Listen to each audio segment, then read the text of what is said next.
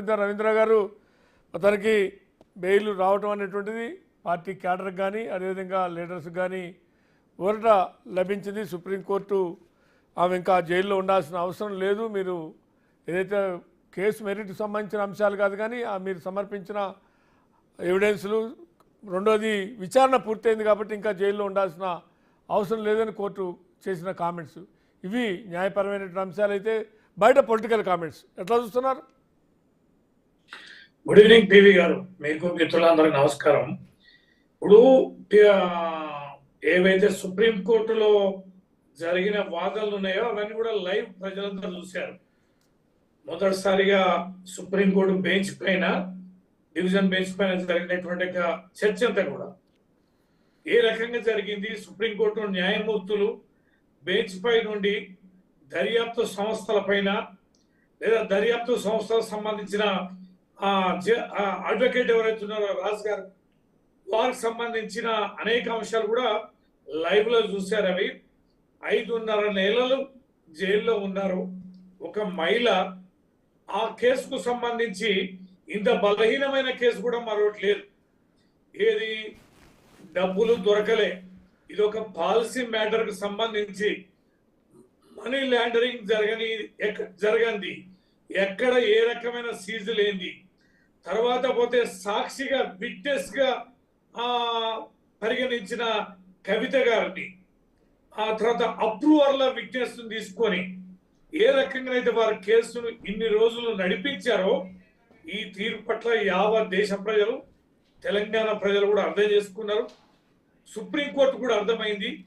కింది కోర్టులు ఇచ్చినటువంటి ఏవైతే స్టేలకు సంబంధించింది, బెయిల్కి సంబంధించి చేసినటువంటి కామెంట్స్ కానీ ఆర్డర్స్ పైన కూడా దేశంలో అత్యున్నతమైన న్యాయస్థానం ఏ రకమైనటువంటి వారు మాట్లాడారో అర్థమైంది.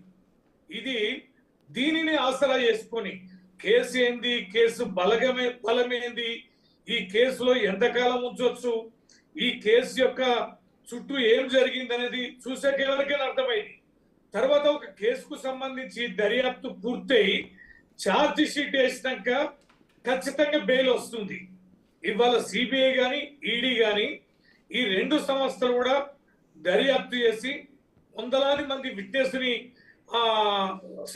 సాక్షుల్ని సేకరించి ఎవిడెన్స్ కూడా రికార్డ్ చేసి 5,000 పైగా పేజీల ఏదైతే ఛార్జ్ షీట్ ను ప్రొడ్యూస్ చేశారో ఇంకా ఏం అవసరం ఉంటుందండి జైల్లో ఉంచడానికి?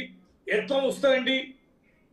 దీనిని ఏదో ఒప్పందాలు జరిగినాయి, రహస్య చర్చలు జరిగినాయి, విలీనం అనేది జరిగిందని కాంగ్రెస్ వాళ్ళతోటి మేము కలిసినామని బీజేపీ అనడం, బీజేపీ తోటి కాంగ్రెస్ అనడం, కేవలం పార్లమెంటు ముందు ఏ డ్రామా అయితే ఆడారో, ఏ రకమైన చర్చ చేశారో, ఒక్కరోజు ముందు 16న షెడ్యూల్ వస్తే 15న అరెస్ట్ చేశారో, పార్లమెంట్ ఎన్నికల లబ్ధి పొందడానికి ఒక ఆడ మనిషిని, ఒక మహిళని ఈ రకంగా రాజకీయంగా వాడుకున్న దుర్మార్గమైన చరిత్ర ఈ జాతీయ పార్టీలకు ఉంది. వీరు మాట్లాడిన భాష పార్లమెంట్ ఎన్నికల ముందే కాకుండా ఇప్పుడు కూడా బీఆర్ఎస్ పార్టీ పైన వాడుతున్న భాష, మాటలు, ప్రచారాలు, వికృత విష ప్రచారాలు వారి స్థాయిలకు దిగజారి ముఖ్యమంత్రి ఓ రకంగా, కేంద్ర మంత్రి మరో రకంగా మాట్లాడడం ఇది ఏ రకం కూడా సమంజసం కాదు.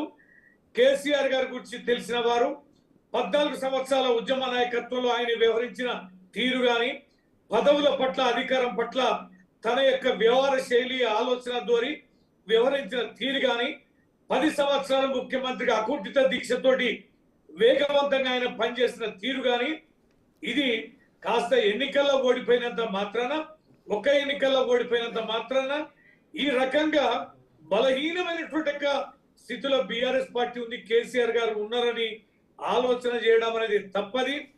భయానికి వెరవరు, కేసీఆర్ గారు ఒత్తిళ్లకి తలవగ్గరు.